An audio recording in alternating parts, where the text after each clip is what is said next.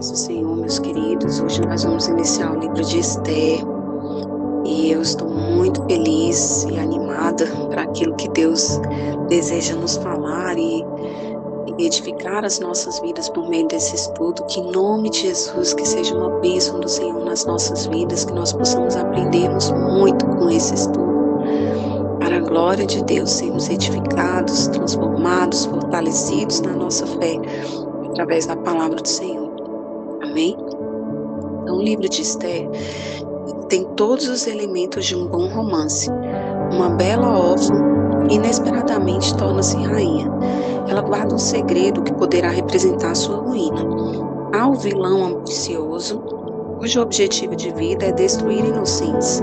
Em última análise, o drama contém disputa pelo amor, pelo poder e uma revelação estarrecedora. Mas no fim das contas, a lição dessa história real é bem clara.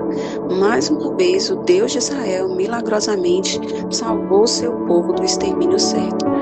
Os acontecimentos do livro de Esther se passam no período de uma década durante o reinado de Assuero, ou Xerxes, que sucedeu seu pai Dario como regente do Império Persa em 483 a.C. durante seu reinado. Xerxes continuou a campanha do pai contra a Grécia em represália ao seu papel na revolta dos Jônicos. Derrotado, retirou-se para Suzã, uma das 4 capitais do Império Persa.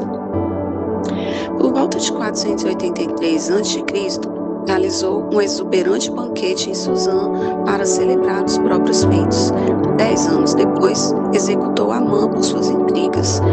Alguns críticos questionam a precisão histórica desse livro em diversos pontos. Uma das dificuldades é a passagem que descreve o banquete real. Esse trecho parece indicar que o festim durou muitíssimo tempo, 180 dias. Uma interpretação melhor, porém, é a de que esse período tão longo foi a preparação da campanha militar contra a Grécia, durante a qual Xerxes demonstrou aos seus oficiais o luxo e o poder que a sua corte possuía. O banquete em si durou 7 dias, bastante tempo para um banquete, mas não um período inacreditável. Outra dificuldade é que nem Vasti nem Esther são mencionadas fora da Bíblia, mas os historiadores documentaram que depois do fracasso da campanha contra a Grécia, Xerxes buscou refúgio em seu harém. Esse fato coincide com a ascensão de Esther. Além disso, a palavra traduzida como rainha pode referir-se simplesmente a uma esposa muito importante, em contraponto à mulher que governa junto ao rei. Por isso, a obscuridade de Esther e de Vasti seria compreensível. Ainda assim, alguns estudiosos não aceitam a ideia de que um rei persa casaria com uma judia, em vez de escolher uma aristocrata persa. Mas o livro de Esther deixa claro que, no começo, Esther escondia sua identidade judaica.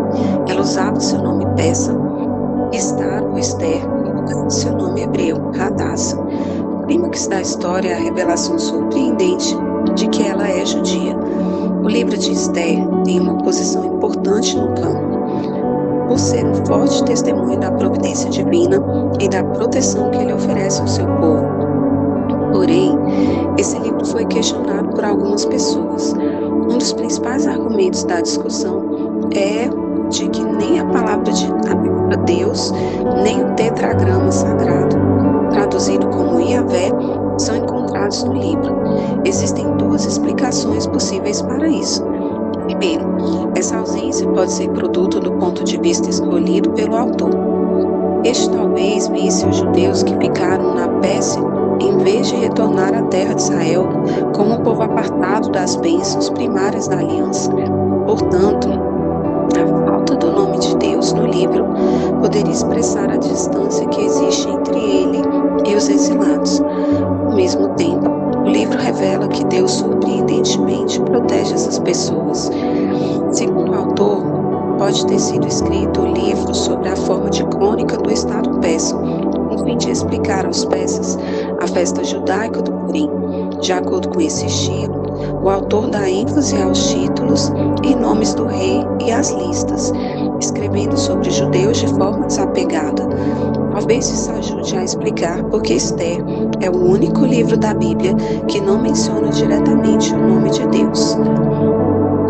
Além disso, a omissão do termo Deus seria proposital, aludindo que, por trás da escolha de Ester como rainha no lugar de Vaxi e do livramento concedido a Israel, estava o Senhor do tempo e da história.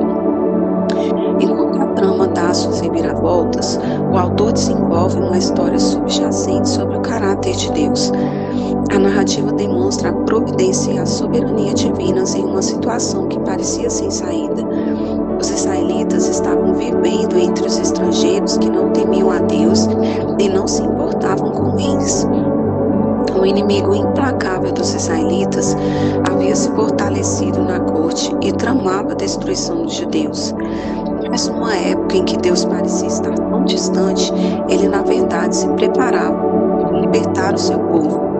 Deus estava no comando de todos os acontecimentos, até mesmo da insônia do rei estrangeiro. Portanto, na capital persa, Deus demonstrou sua lealdade ao pacto com os israelitas. Muito tempo antes, ele prometera a Abraão que amaldiçoaria qualquer pessoa que amaldiçoasse os israelitas.